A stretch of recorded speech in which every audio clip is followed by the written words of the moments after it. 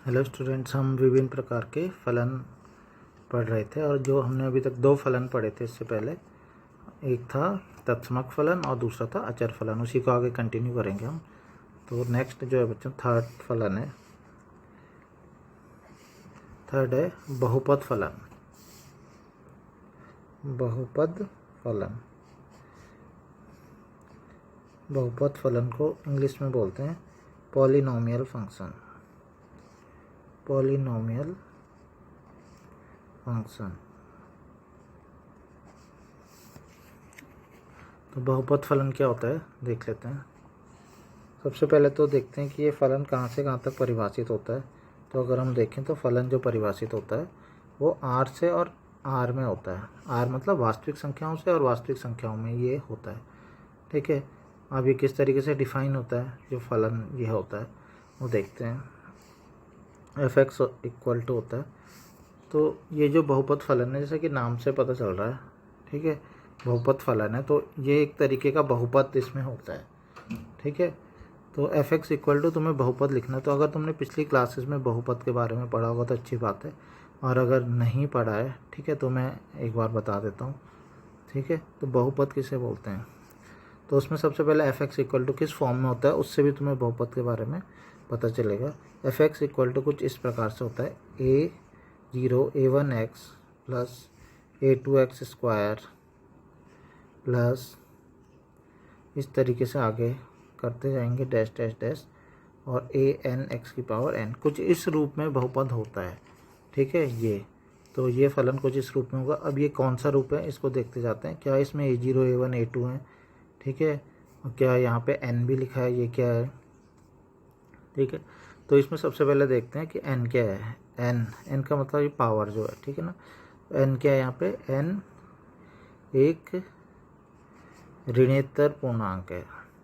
ठीक है, ऋणेतर पूर्णांक है।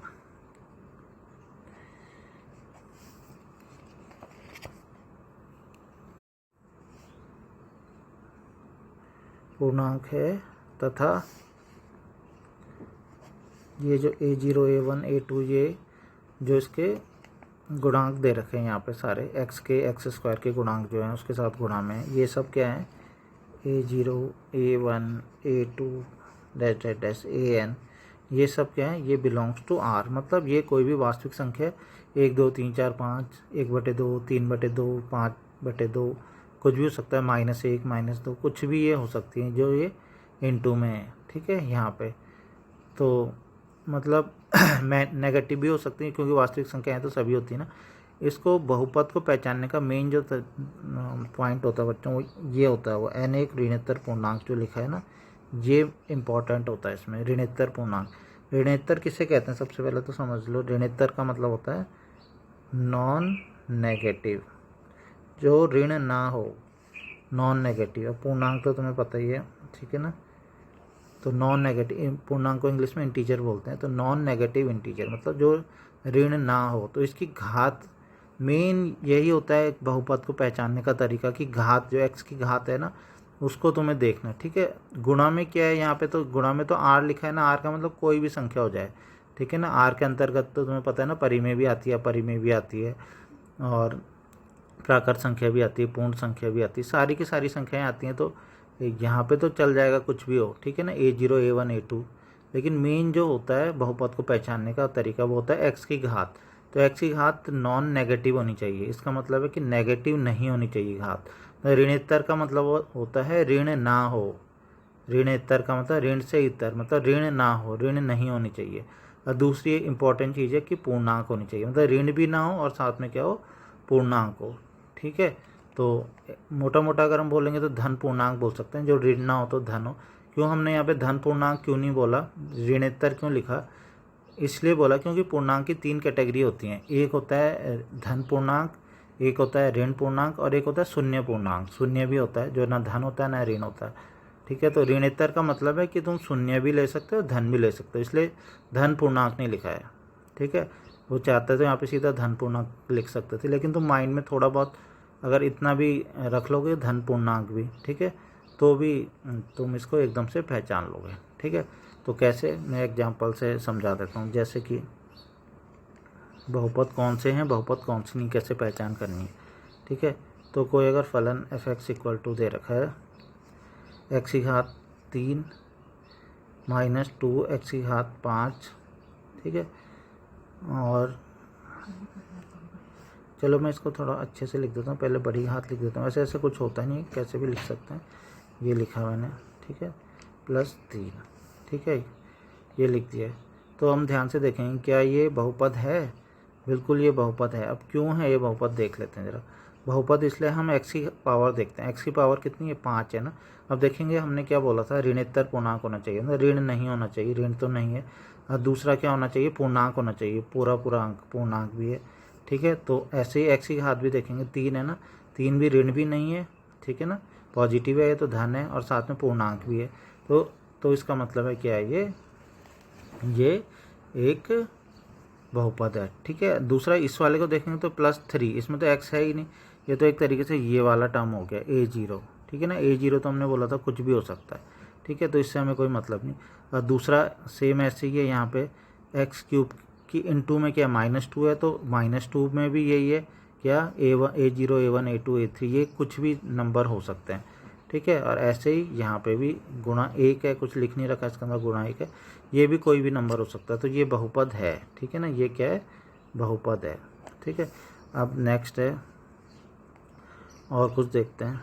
मान लो एक एग्जांपल मैंने लिया, 3x की पावर 2/3 + 5x², ठीक है, ये या -6, एक और थोड़ा सा जोड़ लेते हैं। तो क्या ये बहुपद है ये, ठीक है। तो मैंने क्या बोला था, बहुपद के लिए मेन जो इम्पोर्टेंट होता है वो ये होता है, ठीक है ना, पावर, घात, क्योंकि गुणा में तो कुछ भी आ जाए चल जाता है, मेन घात का होता है इसमें, ठीक है। घात अगर तुमने पहचान ली तो इजीली क्वेश्चन हो जाते हैं इसके। तो इसको देखते हैं हम, क्या इसकी घात किस प्रकार से है। तो बच्चों इसमें अगर हम घात देखेंगे तो इस बार घात क्या है, ऋणोत्तर बोला था, ऋण नहीं होनी चाहिए, तो वो तो ठीक है, ऋण नहीं है, अभी भी धन ही है, ठीक है। लेकिन उसके आगे लिखा था पूर्णांक, ऋणोत्तर पूर्णांक, ठीक है, ऋण ना हो लेकिन साथ में पूर्णांक भी हो। इस बार ये पूर्णांक संख्या है नहीं है, पूरा अंक है नहीं है, ठीक है, क्योंकि ये 2/3 जो है ये पूर्णांक नहीं है, इसकी वजह से क्या है, इस बार ये बहुपद नहीं है, ठीक है। तो ये क्या है, ये बहुपद नहीं है। तो मैं ये अभी बता रहा हूँ तुम्हें कि किस तरीके से कौन से बहुपद होते हैं, कौन से नहीं होते हैं, ठीक है। एक और बता देता हूँ, जैसे कि -2 x की घात -5 + 6x, ठीक है ना, -8, ठीक है, ये वाला देखो क्या ये बहुपद है। तो यहाँ पे भी सबसे पहले मेन जो है एक्स की घात पे देखेंगे। तो ध्यान रखना, ऐसा नहीं है कि तुम्हें एक घात सही मिल गई तो ये सही हो जाएगा, सारी की सारी घात में ये रूल लगना चाहिए। जैसे यहाँ पे एक्स की घात ये तो सही था बिल्कुल, ठीक है, एक्स की घात जब हमने देखी थी ये तो सही आया था, एक्स की घात 2, ठीक है, लेकिन ये वाली घात गड़बड़ थी, एक भी घात गड़बड़ हो ना तो गलत हो जाएगा, वो बहुपद नहीं होगा। ऐसे ही अगर हम यहाँ पे देखें तो एक्स की घात यहाँ पे कितनी 1 है ना, वो तो ठीक है, एक्स की घात 1 वो तो नॉन नेगेटिव, तो ना ऋण है, ठीक है ना, ऋण भी नहीं और साथ में पूर्णांक भी एक्स की घात है, ये तो सही है। लेकिन हम इस वाले को देखेंगे तो अगर हम देखेंगे तो पूर्णांक तो इस बार है, -5 पूर्णांक होता है ना, ठीक है, पूर्णांक तो है, इस बार पूर्णांक तो है, लेकिन क्या हो रहा है, पूर्णांक तो है लेकिन साथ में देखो क्या आ रहा है, नेगेटिव आ रहा है, जबकि बताया था कि नेगेटिव नहीं होना चाहिए, नॉन नेगेटिव, ऋणोत्तर, ऋण ना हो, ठीक है, ये ऋण है, इसका मतलब ये इस वजह से हुआ था, ये धन तो था लेकिन पूर्णांक नहीं था, ठीक है ना।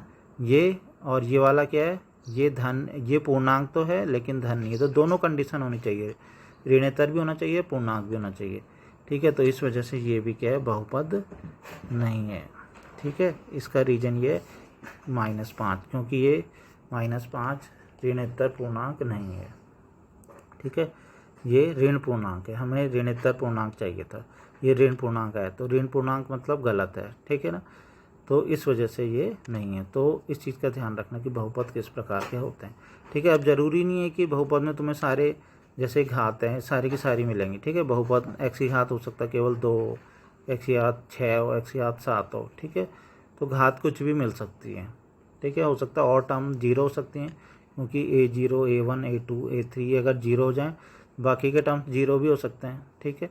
तो इसमें इस रूप में होनी चाहिए। एक्स की घात तुम्हें मेन इंपॉर्टेंट होती है कि वो देखनी है कि वो कैसी होती हैं, ठीक है। तो इसमें टर्म्स कम ज़्यादा हो सकते हैं, हो सकता है 10 टर्म हो, 20 हो, 25 हो, 100 हो सकता है एक ही टर्म हो, ठीक है। तो लेकिन होना क्या चाहिए, इस रूप में होना चाहिए। एक्स की घात तुम्हें मेन देखनी है, तो तुम पहचान जाओगे कि बहुपद है या नहीं है। बहुपद के अगर हम जैसे कि अभी तक हम ग्राफ्स वगैरह भी देख रहे थे, ठीक है। और तो इसमें अगर हम देखें बहुपद का, तो जो हमने देखा, तो लेकिन बहुपद का भी हम ग्राफ कैसे देखें। तो बहुपद तो कई तरीके के हो सकते हैं। जैसे अचर फलन हमने देखा था ना, तो हमने पहले एक एग्जांपल लिया था अचर में, ठीक है। f(x) = 5, f(x) = 6, ऐसे एक एग्जांपल ले लिया था, तब हम उसे बना पाए थे, ठीक है। तो ऐसे ही इस केस में भी ये बहुपद फलन तो बहुत सारे हो सकते हैं, उनके अलग अलग सबके ग्राफ अलग अलग आएंगे, ठीक है। तो कि कोई एक स्पेशल ग्राफ बहुपद फलन का नहीं आता, सारे बहुपद फलन के अलग अलग ग्राफ आते हैं। तो अगर हम यहाँ पे देखें, उदाहरण दे रखा है इन्होंने, उदाहरण 13, ठीक है, बुक में उदाहरण 13 इसके ठीक बाद है, तो वो एक तरीके का बहुपद फलन ही है, ठीक है, इसीलिए वो इसके बाद उन्होंने दिया है। तो वो क्या है, देखो y को हम f(x) भी लिखते हैं ना, f(x) दे रखा है x²। तो देखो अभी जो मैंने डेफिनेशन बताई थी उसके अकॉर्डिंग क्या ये इसे बहुपद होना चाहिए ये, ठीक है। x की घात क्या है, ऋण है नहीं, ठीक है ना, और तो हमें ऋण नहीं चाहिए था, ठीक है ना। तो एक तरीके से धन है और दूसरा पूर्णांक भी है, इसका मतलब ये बहुपद है, ठीक है, ये बहुपद है ये वाला, ठीक है। तो ये बहुपद है। तो हालांकि पूछा नहीं है उन्होंने, ठीक है, लेकिन क्योंकि उसके बाद उन्होंने ग्राफ जो बनाया बहुपद की वजह से ये दे रखा है कि बहुपद को भी हम ड्रॉ करना चाहें तो कैसे करेंगे। लेकिन जैसा कि मैंने बताया बहुपद बहुत टाइप के होते हैं, ठीक है। तो ये एक एग्जाम्पल है बहुपद का द्वारा फलन, ये कोई फलन दे रखा है, ठीक है ना, इस तरीके से परिभाषित है। एक बहुपद फलन है कि परिभाषा कीजिए,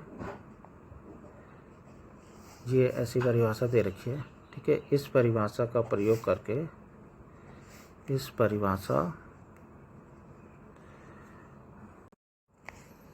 तो ये क्वेश्चन है, ठीक है, ये फलन दे रखा है, ठीक है। इस परिभाषा का प्रयोग करके निम्न तालिका, ये नीचे तालिका दे रखी है, इसे पूरा करना है, ठीक है। और इस फलन का प्रांत और परिसर भी लिखना है, और f का आलेख भी खींचिए, और इसको इसका ग्राफ भी बनाना है, ठीक है। तो ये क्वेश्चन है, ये भी क्वेश्चन में गिवन है कि इसको पूरा करो, ठीक है। अब हम इसका क्या करेंगे, हल लिखेंगे, ठीक है। तो हल के लिए सबसे पहले ऐसा करते हैं, इस तालिका को पूरा कर लेते हैं, ठीक है। तो जो टेबल है इसे हम पूरा कर लेते हैं। तो ये आसान है, ये कल भी बताया था मैंने इसके बारे में, ठीक है। तो टेबल में कोई दिक्कत नहीं है, टेबल को तो हम पूरा कर लेंगे। हमें क्या करना है, यहाँ पे वैल्यू रखनी है। तो y = f(x) = x² है ना, ठीक है। तो हम इसको कर लेते हैं बच्चों, देखो तो ये तो इजीली हो जाएगा, -4 हो गया, -3 हो गया, पहले मैं लिख लेता हूँ, -2, 0, इसमें शायद -1 छूट गया, -2 के बाद -1 भी था यहाँ पे, ठीक है। तो -2 है, इसके बाद -1 है, इसके बाद 0 है, उसके बाद 1 है, इसके बाद 2 है, उसके बाद 3 है, और उसके बाद 4 है। तो हमें क्या करना होता है, यहाँ पे वैल्यूज़ रख के, जैसे f, अगर हमें x की वैल्यू -4 दी है, तो y की वैल्यू निकालने के लिए यहाँ पे x की वैल्यू रख देंगे ना, -4 का वर्ग, तो -4 का वर्ग कितना हो जाएगा, 16 हो जाएगा। ऐसे -3 का वर्ग तो कितना हो जाएगा, 9, ठीक है। ऐसे ही तो करते हैं, f(x) दे रखा है x², 1 चाहिए तो 1 का वर्ग, f2 चाहिए तो 2 का वर्ग, f3 चाहिए तो 3 का वर्ग। तो हम यहाँ पे करते जाएंगे, -2 का वर्ग करो कितना आएगा, 4, -1 का वर्ग करो 1 आएगा, 0 का वर्ग कितना होगा, 0 ही होगा, 1 का वर्ग 1 होगा, 2 का वर्ग 4 होगा, 3 का वर्ग 9 होगा, और 4 का वर्ग 16 होगा, ठीक है। तो इस तरीके से ये हो गया।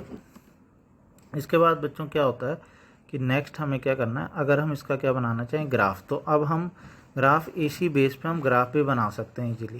देखो ग्राफ के लिए मैंने तुम्हें क्या बताया था, ग्राफ बनाने के लिए वैसे नॉर्मली तुम्हें बिंदु चाहिए होते हैं ना, बिंदु निकालने होते हैं, लेकिन तुम ध्यान से देखोगे तो अभी क्वेश्चन में ही हमें कुछ चीज़ तालिका बनाने के लिए जो दी थी, इस तालिका की मदद से हमें बिंदु भी तो मिले हैं, ठीक है। कैसे, देखो जैसे x की वैल्यू जो हमने रखी, x की वैल्यू जब -4 रखी तो हमें y की वैल्यू मिली, ठीक है। ऐसे ही हम ऐसे ही तो हम करते थे जब हमने तत्समक फलन का किया था या अचर फलन का किया था।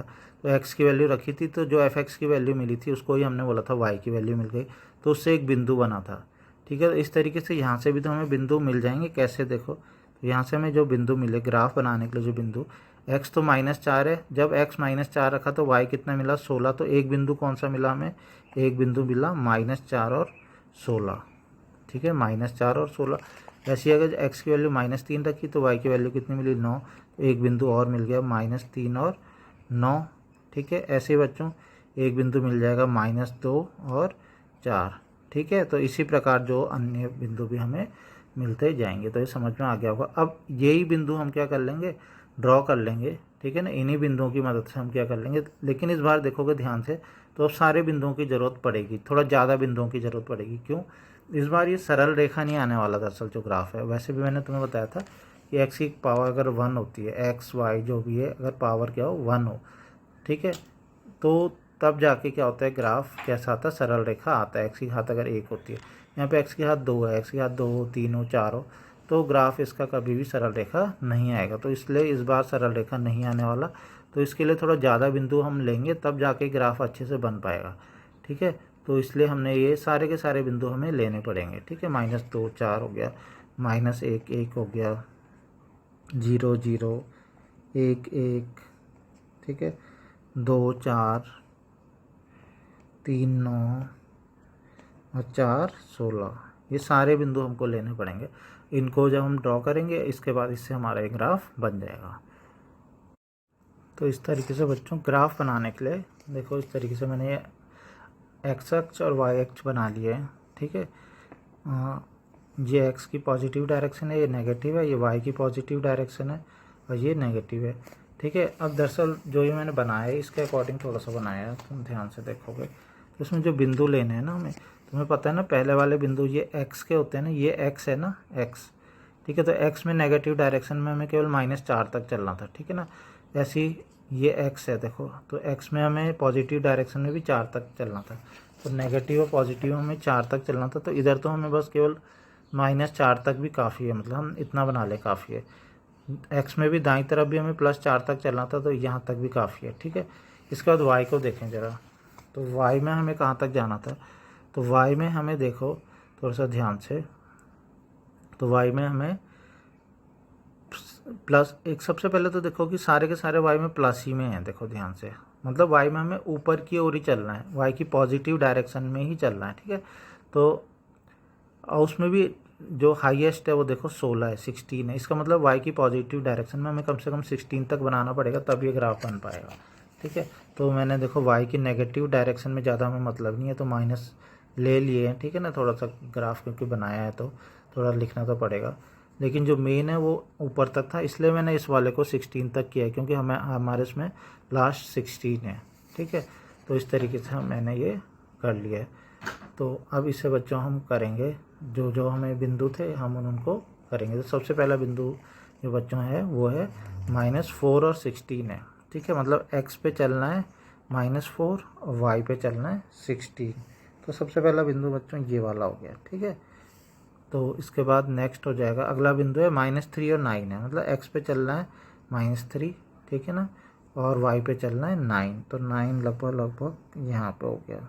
ठीक है, यहाँ पे 9 हो गया। ठीक है, अभी हालांकि मैं उसका यूज़ नहीं कर रहा हूँ, ठीक है, ग्राफ पेपर का यूज़ नहीं कर रहा हूँ, ये तो कॉपी में ही बन रहा है, तो थोड़ा बहुत ढंग से हो सकता है ना बने, लेकिन ग्राफ पेपर में बनाओगे तो बहुत अच्छे से ये बिल्कुल सही बन जाएगा। ठीक है, अभी रफली अभी भी ठीक ही बनेगा। ठीक है, तो नेक्स्ट है -2 और 4, तो x पे -2 चलेंगे, y पे 4, तो ये लगभग यहाँ पे। नेक्स्ट अगला पॉइंट है -1 और 1, x पे -1 चले, y पे +1 चले। ठीक है, ये, और नेक्स्ट है 0 0, तो ये 0 0 ही होता है। ठीक है, सारे पॉइंट्स लेते रहो क्योंकि हमें इन पॉइंट्स को ही तो मिलाना है। ठीक है, अभी ऐसा नहीं है कि केवल हम 2 या 3 पॉइंट को मिलाएंगे और एक लाइन खींच लेंगे, हमें अभी थोड़ा सा ज़्यादा पॉइंट चाहिए, उससे थोड़ा सा क्लियर हो पाएगा ग्राफ अच्छे से। ठीक है, इसके बाद नेक्स्ट है एक्स की वैल्यू जब 1 ली तो 1 आया, तो 1 1 ये है, देखो। ठीक है, 2 लिया तो 4 आया, तो 2 लिया तो 4 ये है। ठीक है, 3 लिया तो 9 आया, 3 लिया तो 9 आया, वो ये पॉइंट है। ठीक है, ऐसे ही 4 लिया तो कितना आया, 16 आया, 4 16। वो पॉइंट ये है। तो बच्चों अब इसको क्या कर लेंगे, हम मिला लेंगे, तो इससे मोटा मोटा सा ग्राफ हमारे पास आ जाएगा। ठीक है, तो इसको हम मिला लेंगे, तुम्हें पता चल रहा होगा किस टाइप का ग्राफ आ रहा है। तो इस तरीके से, ठीक है, मिला लेंगे इसको। तो ये ग्राफ इस तरीके से बच्चों हमें ग्राफ मिल गया। ठीक है, क्योंकि ग्राफ पेपर में नहीं बनाया तो फिर भी थोड़ा इस तरीके से हम ये ग्राफ, कुछ ऐसा ग्राफ किसका, एफ एक्स इक्वल टू, किसका ग्राफ है, f x equal to x square का ग्राफ कुछ इस प्रकार का बनता है। ठीक है बच्चों, तो ये ग्राफ बनाने के लिए उन्होंने बोला था, हमने ग्राफ भी बना दिया। इसके अलावा उन्होंने थोड़ा सा बोला था कि एफ़ का प्रांत भी बता दो। ठीक है, तो एफ़ का प्रांत, ठीक है, जो ये फलन था इसका प्रांत। तो प्रांत में बच्चों, प्रांत किसे कहते हैं, जैसे कि मैंने बताया था, प्रांत का मतलब होता है एक्स की वैल्यूज़। तो हमें पता है ये फलन है कहाँ से कहाँ तक, ये फलन है आर से और आर तक था ना ये फलन। ठीक है, मतलब जो वैल्यूज़ हम यहाँ से ले सकते हैं। तो खुद सोचो कि एक्स की वैल्यू क्या हम कोई छोड़ सकते हैं, मतलब एक्स की वैल्यू तो हम कुछ भी लिख सकते हैं ना, यहाँ पे किसी वर्ग तो किसी भी संख्या का हो सकता है। तो एक्स की वैल्यू 1 2 3 -1 -2 1/2 1/4 1/5 सब वैल्यू रख सकते हैं ना। तो इसका मतलब जो एफ़ का प्रांत है वो क्या हो जाएगा, एफ़ का प्रांत तो एक तरीके से आर हो जाएगा, पूरा का पूरा ही आर हो जाएगा, मतलब रियल नंबर, सारे के सारे हम रियल नंबर ले सकते हैं। तो एफ़ का प्रांत, तो एफ़ प्रांत का मतलब होता है एक्स की वैल्यू, ठीक है ना, छोटे एक्स की वैल्यू। तो स्मॉल एक्स की वैल्यू तो हम यहाँ कुछ भी रख सकते हैं। ठीक है, तो एफ़ का प्रांत तो आर हो गया। नेक्स्ट देखते हैं परिसर। लेकिन परिसर में क्या मिलेगा बच्चों, परिसर में क्या सारी संख्याएं मिलेंगी, नहीं, परिसर में हमें वही संख्याएं तो मिलेंगी जो वर्ग करके आती हैं। परिसर का मतलब होता है वाई की वैल्यू। ठीक है, तो वाई की वैल्यू मतलब अगर हम जो जो वर्ग करते रहेंगे, वर्ग करने के बाद जो वैल्यूज़ मिलेंगी केवल वही परिसर में आएंगी। ठीक है, तो परिसर में हमको लिखने का जो तरीका है, परिसर में हम इस तरीके से लिख देंगे, क्या है, परिसर में हमें मिलेगा एक्स स्क्वायर, ठीक है ना, और एक्स बिलोंग्स टू आर। ठीक है, परिसर में मैंने लिखा एक्स स्क्वायर का मतलब हो गया केवल हमें जो एक्स जो हमने अभी लिया था, ठीक है, उसका वर्ग मिलेगा हमें। ठीक है, एक्स का वर्ग मिलेगा, बस वर्ग वाली संख्याएं मिलेंगी परिसर में। तो इस तरीके से बच्चों इसे लिख सकते हैं। नेक्स्ट बच्चों अगर हम देखेंगे उदाहरण 14 है। ठीक है, तो ये भी बच्चों वैसे ही है। ठीक है, अभी बहुपद फलन पढ़ रहे थे ना, तो ये एक और बहुपद फलन दे दिया उन्होंने, एक्स की घात 3 है ना। ठीक है, तो ये भी धन है और साथ में क्या है, पूर्णांक भी है। तो क्या है, इसके एक्स की घात। ठीक है, तो इसका मतलब ये भी बहुपद है। ठीक है, तो इसका भी उन्होंने कहा कि ग्राफ खींच दो उसका। ठीक है, तो इसका ग्राफ भी बच्चों ऐसे ही खींचोगे अपने आप से, तुम वैल्यूज़ ले लेके, ठीक है ना, 0 1 -1, ठीक है ना, 2 -2 3 -3 4 -4, इस तरीके से वैल्यूज जैसे इसकी ली थी ना, सेम ऐसी इसकी भी लेना कुछ। ठीक है ना, 0 भी लेना और प्लस की साइड भी लेना और माइनस की साइड भी लेना, तो उससे तुम्हें कुछ वैल्यूज़ मिलेंगी, तो उससे ग्राफ बनेगा। ठीक है, तो ये खुद करना है।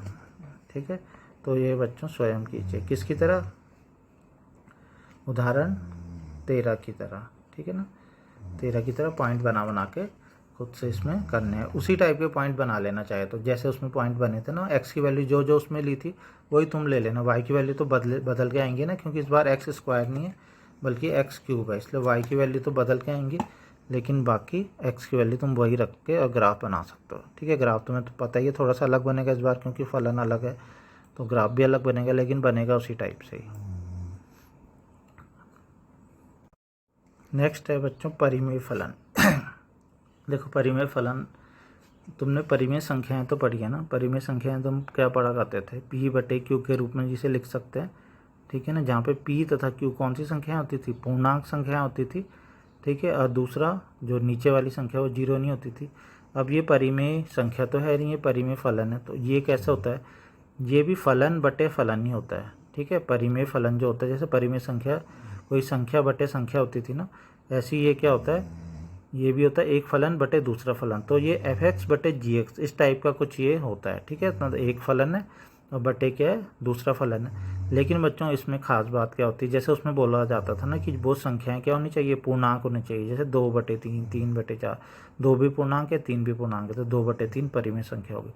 अब इसमें फलन बटे फलन तो होता है, लेकिन खास बात होती है कि ये फलन कौन से होने चाहिए। ठीक है, तो f(x) बटे gx प्रकार के फलन, जहाँ f(x) तथा gx एक प्रांत में ही, मतलब प्रांत एक ही होना चाहिए दोनों का, एक्स के परिभाषित बहुपद फलन है। तो ये मेन चीज़ ध्यान रखना कि ये जो फलन है एफ एक्स और जी एक्स, ये कैसे होने चाहिए, एफ एक्स और जो जी एक्स है ये क्या होने चाहिए, बहुपद होने चाहिए दोनों के दोनों। ठीक है, तो बहुपद कुल मिला के तुम्हें इन शॉर्ट बोलूँ तो बहुपद बटे बहुपद। ठीक है, बहुपद बटे बहुपद कौन सा फलन होता है, परिमेय फलन होता है। ठीक है, तो अगर कोई लिखा है फलन बहुपद बटे बहुपद तो वो एक परिमेय फलन है।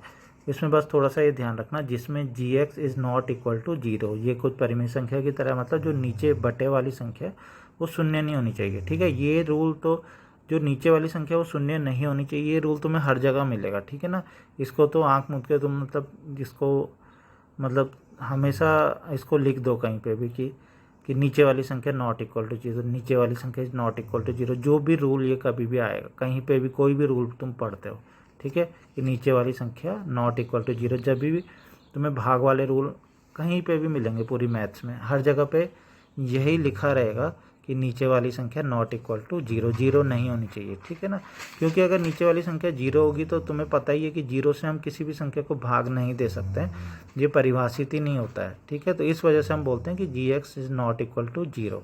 ठीक है, तो जी एक्स का मान शून्य नहीं है। तो कुल मिला के परिमेय फलन किसे कहते हैं, बहुपद फलन बटे बहुपद फलन परिमेय फलन। ठीक है, तो अब नेक्स्ट है, हम देख लेते हैं उदाहरण 15(1). नेक्स्ट बच्चों जो देखो क्वेश्चन उदाहरण 15 है। ठीक है, ये अब परिमेय फलन से रिलेटेड है दरअसल। ठीक है, क्या है, परिमेय फलन से रिलेटेड तो है लेकिन है पिछले वाले क्वेश्चंस की तरह की, जैसे अभी मैंने क्वेश्चंस कराए थे। ठीक है, अब इसमें क्या है, एक वास्तविक फलन है और इसमें दे रखा है कि फलन कहाँ से कहाँ तक है, r माइनस 0 से r तक है। ठीक है, इसका मतलब ये होता है कि प्रांत में जीरो नहीं है, r माइनस मतलब इसमें से जीरो को निकाल दिया है। ठीक है, क्यों निकाला है ये भी मैं बताऊंगा। ठीक है ना, उन्होंने क्यों इसको हटा दिया होगा। ठीक है, इसको भी अभी देखेंगे हम। ठीक है बच्चों, तो अब देखो एफ एक्स क्या है, यहाँ पे एफ एक्स है 1/x। ठीक है, सबसे पहले बता दूँ क्यों ये परिमेय फलन वाला क्वेश्चन क्यों है ये। ठीक है, ये इसलिए है क्योंकि परिमेय फलन वाला क्वेश्चन हमने बताया था कि बहुपद बटे बहुपद। तो अब तुम बोलोगे बहुपद कहाँ है, कहीं भी नहीं दिख रहे, तो बिल्कुल दोनों के दोनों बहुपद है बच्चों। एक भी बहुपद होता है और नीचे वाला भी बहुपद है। नीचे वाला तो बहुपद तुम्हें समझ में आ जाएगा क्योंकि एक्स की घात कितनी है, एक है। ठीक है, एक्स की घात एक है, तो मैंने बोला था पूर्णांक भी होनी चाहिए, धन भी होनी चाहिए। तो ठीक है, या मैं ये बोलूँ कि ऋण नहीं होनी चाहिए। ठीक है, एक प्लस एक क्या है, ऋण भी नहीं है और साथ में पूर्णांक भी है, तो ये तो बहुपद है। एक को हम बहुपद क्यों बोल रहे हैं, ठीक है, एक को बहुपद इसलिए बोल रहे हैं बच्चों, एक का मतलब होता है अगर हम एक्स की पावर में देखें, इसके साथ एक्स की पावर कितनी होती होगी, इसके साथ एक्स की पावर होती है 0। ठीक है, तब जाके हमें क्या मिलता है, एक मतलब एक्स की पावर 0 का मतलब क्या होता है, एक्स की पावर 0 को ही तो एक बोलते हैं, मतलब किसी की भी पावर 0 हो। ठीक है ना, किसी की भी पावर क्या हो, अगर 0 तो 1 होता है। तो यहाँ पे अगर तुम्हें x नहीं दिख रहा है, इसका मतलब x की पावर कितनी होगी। ठीक है, यहाँ पे x नहीं दिखाई दे रहा ना, इसका मतलब है x की पावर कितनी है, 0 है। तो हमें चाहिए होता है x की पावर कितनी चाहिए होती है, ऋणेतर पूर्णांक चाहिए होता है, जो ऋण ना हो। तो ध्यान से देखो, ये ऋण है नहीं है, पूर्णांक भी है, तो ऋणेतर पूर्णांक है। तो इसका मतलब है 1 2 3 4 इस प्रकार की संख्याएं भी बच्चों अगर हैं, जिन्हें कि हम अचर संख्याएं भी बोलते हैं, वो सब भी बहुपद होती हैं। ठीक है, तुम ये भी देख सकते हो, जो मैंने बहुपद में एफ एक्स लिखा है तो मैंने ऐसे लिखाया था ना, a0 + a2 + a3। तो इसमें अगर सोचो कि ये बाद वाले सारे जीरो हो जाएं तो ये पहला वाला बचेगा, इसमें तो x होता ही नहीं है। x तो अगले वाले से a1 से आने शुरू होते हैं ना, a1x + a2x²। ये सब मैंने बताया था ना कि ये x वाले हैं, ये बिना x का है। तो अगर सोचो कि ये सारे जीरो हो गए आगे वाले, a1 0 a2 0, तो तब केवल यही तो बचेगा हमारे पास। तो इसका मतलब है बिना x के भी बहुपद फलन होता है। ठीक है, तो ये अभी भी बहुपद फलन बटे बहुपद फलन है, तो इस वजह से ये एक क्या है, परिमेय फलन है। ठीक है, इन्होंने कहीं पे पूछा नहीं है कि परिमेय फलन बताओ, लेकिन मैं बता रहा हूँ कि क्या ये परिमेय फलन है। ठीक है, इसीलिए इसके बाद उन्होंने ये एग्जाम्पल दिया है। अब नेक्स्ट है इसका, अभी मैंने बताया था ना कि इसका जो ये परिभाषित है, यहाँ से प्रांत के अंदर जो चीज़ें हम ले सकते हैं। ठीक है, मतलब मैं तुम्हें ये चीज़ बता दूं कि जब कभी भी ऐसे अगर लिखा होता है तो इसका मतलब ये बिल्कुल भी नहीं होता कि यही इसका प्रांत है और यही इसका परिसर है, ज़रूरी नहीं है। ठीक है, हो इस लेकिन ये है कि प्रांत इसमें से ही आएगा और परिसर भी इसमें से ही आएगा, ऐसा ज़रूर है। ठीक है, प्रांत भी इसमें से ही आएगा और परिसर भी इसमें से आएगा, ये ज़रूर है। लेकिन ये नहीं होता कि ये इसी को प्रांत बोलते हैं, पहले वाले को प्रांत बोलते हैं, पहले वाले को परिसर, ऐसे नहीं होता। बस इसमें इसका मतलब ये होता है कि ये यहाँ से और यहाँ तक परिभाषित है, ये पहला वाला फलन है, पहला वाला समुच्चय, ये दूसरा समुच्चय है, इससे और इसमें परिभाषित है। लेकिन प्रांत में तो केवल वही आएंगे ना जो एरो लगते हैं, ये मैं तुम्हें पहले ही बता चुका हूँ। तो इसके सारे अवयव जरूरी नहीं है कि प्रांत हों, ठीक है ना, पहले वाले के। ऐसे ही दूसरे वाले के सारे अवयव जरूरी नहीं है परिसर हो। तो इसलिए इस पूरे को प्रांत कहना और इसको पूरे को परिसर कहना गलत है। ठीक है, ऐसा हो भी सकता है और ऐसा नहीं भी हो सकता। पूरा का पूरा प्रांत हो भी सकता है, पूरा का पूरा ये परिसर हो भी सकता है और नहीं भी हो सकता है। ठीक है, तो कुछ भी हो सकता है इसमें। तो अगर अभी हम इस क्वेश्चन को देखें तो ये वाली एक तरीके से x की वैल्यूज़ है, इनमें से 0 को छोड़ दिया गया। क्यों छोड़ा होगा 0 को? इसलिए छोड़ा, ध्यान से देखो, 1/x नीचे पे लिखा है। मैंने बताया था नीचे जीरो कभी भी नीचे नहीं हो सकता, इसलिए उन्होंने पहले ही बोल दिया कि 0 तो नहीं होगा। ठीक है ना, 0 को नहीं लेना, नीचे 0 हमें नहीं चाहिए। ठीक है, अब इस परिभाषा का प्रयोग करके निम्न तालिका को पूर्ण करें और फलन का प्रांत और परिसर क्या है। ठीक है, तो बच्चों की तालिका उन्होंने खुद ही दे रखी है। ठीक है, तो इसे पूरा करना है। तो कैसे पूरा करेंगे? x की वैल्यू रख के तो हमने कई बार कर लिया। ठीक है, तो 1/2। ठीक है, तो क्या हो जाएगा? 1/, बल्कि x की वैल्यू -2 है तो 1/-2। ठीक है, तो कितना आ जाएगा? माइनस।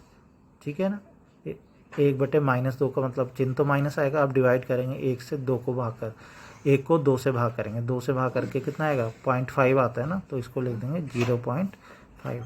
इसी प्रकार बच्चों तुम्हें बस डिवाइड करते जाना है। ठीक है, 1 को भाग करना है इन सारी संख्याओं से, 1/1.5। तो 1.5 से 1 को भाग करोगे, ठीक है, तो कितना आएगा? 0.67।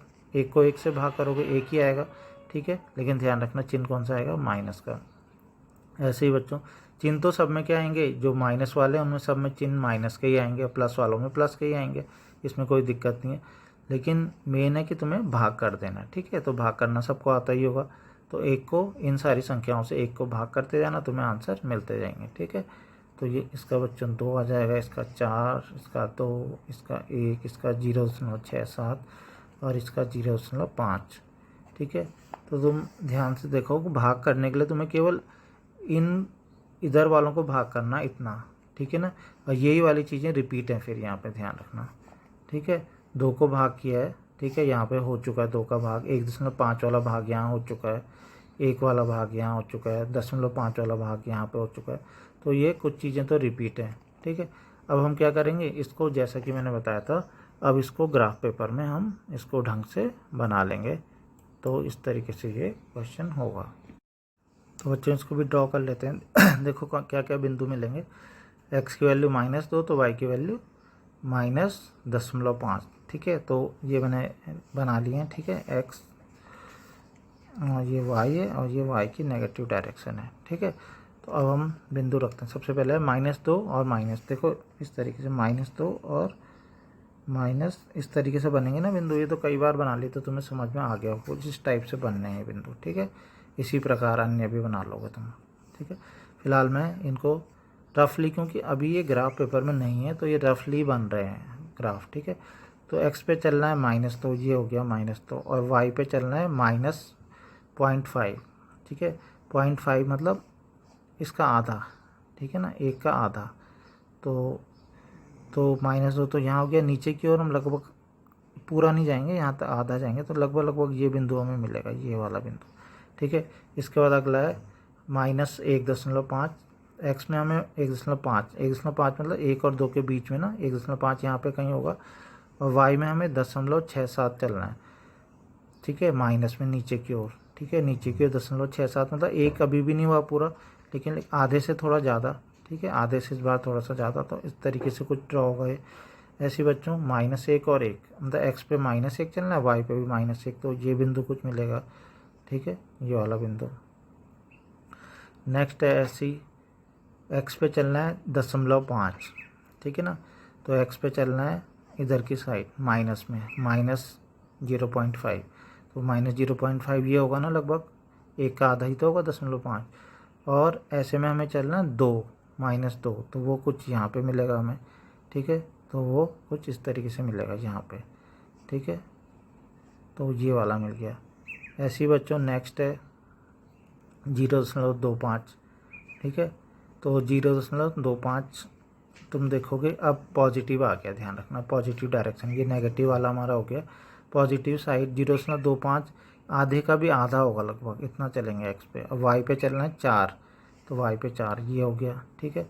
ऐसे ही 0.5 अगर हम अब आधा ले लें, एक्स पे आधा, 0.5 मतलब आधा, ठीक है ना। वाई पे 2 चलना, तो ये वाला बिंदु मिलेगा। ऐसे ही नेक्स्ट है एक्स पे 1 चले तो वाई पे 1, वाई पे 1 ये बिंदु मिलेगा। ऐसे ही 1.5 चले एक्स पे 1.5, ठीक है ना, ये होगा 1.5। वाई में चलना है 0.67, ठीक है 0.67, तो 0.67 कितना होगा, पूरा 1 तो होगा नहीं, लगभग यहाँ होगा। ऐसे ही 2 एक्स पे चलना, पूरा 2 चल गए हम, वाई पे आधा, ठीक है ना। तो इस तरीके से, तो इसको अगर हम बनाने की कोशिश करेंगे तो बच्चों कुछ इस तरीके से ड्रॉ होगा ये, ठीक है ना, ऐसे करके, ठीक है। ये वाला कुछ ऐसे होगा। और इसके अगर हम कुछ बिंदु, अभी तो ये तालिका वाले बिंदु ही है ना, ठीक है ना, इसके अगर कुछ बिंदु अगर हम और ले लें, ठीक है ना, और इस तरीके से जैसे मतलब ग्राफ बन रहा है, इसी को हम कंप्लीट करते हुए आगे चलें तो कुछ ऐसे ग्राफ बनने जा रहा है बच्चों, ऐसे, जिसको मिलेगा तो नहीं, मतलब इस पे कहीं पे एक्स और वाई एक्स पे मिलता तो नहीं, लेकिन ऐसे करके चलता जाएगा, ऐसे सटा हुआ कुछ, ठीक है। तो इस प्रकार का कुछ ये ग्राफ बनेगा, ठीक है बच्चों। और उन्होंने कहा है कि इसका प्रांत और परिसर क्या होगा, ये भी पूछा ना। तो प्रांत का मतलब क्या होता है बच्चों कि एक्स की वैल्यूज़ हम क्या क्या रख सकते हैं, खुद ही सोचो, एक्स की वैल्यू क्या रख सकते हैं, कुछ भी तो रख सकते हैं, बस क्या नहीं रख सकते हैं, शून्य, वो तो वैसे भी उन्होंने मना किया। तो इसका प्रांत कितना हो जाएगा, तो एफ का प्रांत कितना हो जाएगा R-0, मतलब सारी की सारी वास्तविक संख्या है, बस 0 नहीं लेना। अब परिसर क्या हो सकता है, सोचो, परिसर का मतलब वाई की वैल्यू ना, ठीक है। तो 1/x का मान 1 रखो, 2 रखो, तो मतलब व्युत्क्रम एक तरीके से, ठीक है। लेकिन व्युत्क्रम में तो सारी संख्याएं तो आ जाएंगी बच्चों, क्योंकि हर एक संख्या का कुछ ना कुछ व्युत्क्रम तो होता ही है, ठीक है। मेरा कहने का मतलब है कि जैसे मान लो x की वैल्यू 1 रखी तो 1 मिलेगा ना, x की वैल्यू 2 रखी तो 1/2 मिलेगा। अब तुम सोचो कि 2 कैसे मिलेगा, 2 भी मिल सकता है, बिल्कुल मिल सकता है। अगर x की वैल्यू 1/2 रखो तो हमें 2 भी मिल जाएगा, x की वैल्यू 1/3 रखो तो हमें 3 भी मिल जाएगा। इसका मतलब है कि हमें कोई भी मान मिल सकता है, x की वैल्यू हम कुछ भी रखेंगे तो यहाँ पे सारी की सारी वैल्यूज़ हमें यहाँ पे मिल सकती हैं, ठीक है। बस इसमें भी ध्यान रखना क्या नहीं मिलेगा, शून्य को छोड़ के, ठीक है, शून्य नहीं मिलेगा, बाकी सारी संख्याएं इसमें भी हमें मिल सकती है। तो f का जो परिसर होगा वो भी कुछ भी आ सकता है, ठीक है। तो वो भी क्या होगा, R-0 हो जाएगा। तो इस तरीके से बच्चों ये होगा। तो अभी फ़िलहाल आज के लिए इतने काफ़ी है ग्राफ, फिर हम नेक्स्ट पढ़ेंगे। और होमवर्क में यही है कि इन ग्राफ्स को अच्छे, जो अभी बताया गया है, बहुपद फलन, परिमेय फलन, जो ग्राफ्स वगैरह बताए गए हैं वो करना। और जो ग्राफ अगर कुछ छूट गए हैं या एक ऐसा है उदाहरण 14 ऐसा है, ठीक है ना, तो वो कंप्लीट कर लेना, उसका ग्राफ बना लेना।